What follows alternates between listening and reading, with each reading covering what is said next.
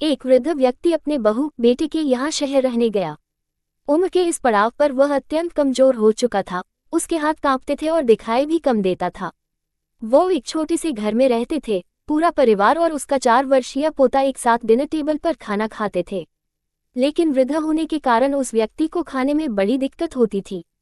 कभी मटर के दाने उसकी चम्मच से निकलकर फर्श पे बिखर जाते तो कभी हाथ से दूध छलककर मेजपोश पर गिर जाता। बहू बेटे 1-2 दिन ये सब सहन करते रहे, पर अब उन्हें अपने पिता की इस काम से चिढ़ होने लगी।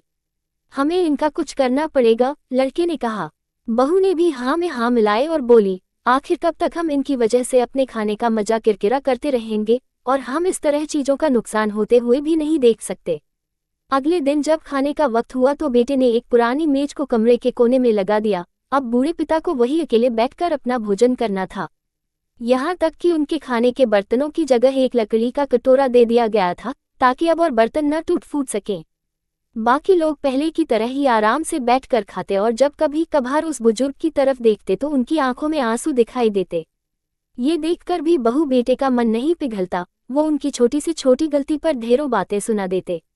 वहां बैठा बालक भी यह सब बड़े ध्यान से देखता रहता और अपने में मस्त रहता।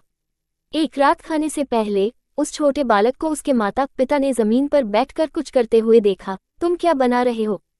पिता ने पूछा। बच्चे ने मासूमियत के साथ उत्तर दिया, अरे मैं तो आप लोगों के लिए एक लकड़ी का कटोरा बना रहा हूँ, ताकि जब मैं बड़ा हो जाऊं तो आप लोग इसमें खा सकें। और वो पुनः अपने काम में लग गया।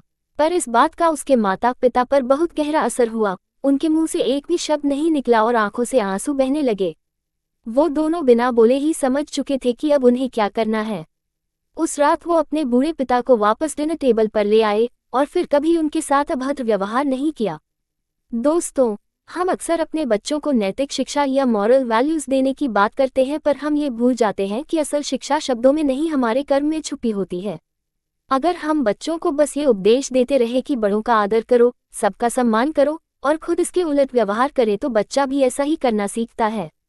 इसलिए कभी भी अपने पेरेंट्स के साथ ऐसा व्यवहार ना करें कि कल को आपकी संतान भी आपके लिए लकड़ी का कटोरा तैयार करने लगे।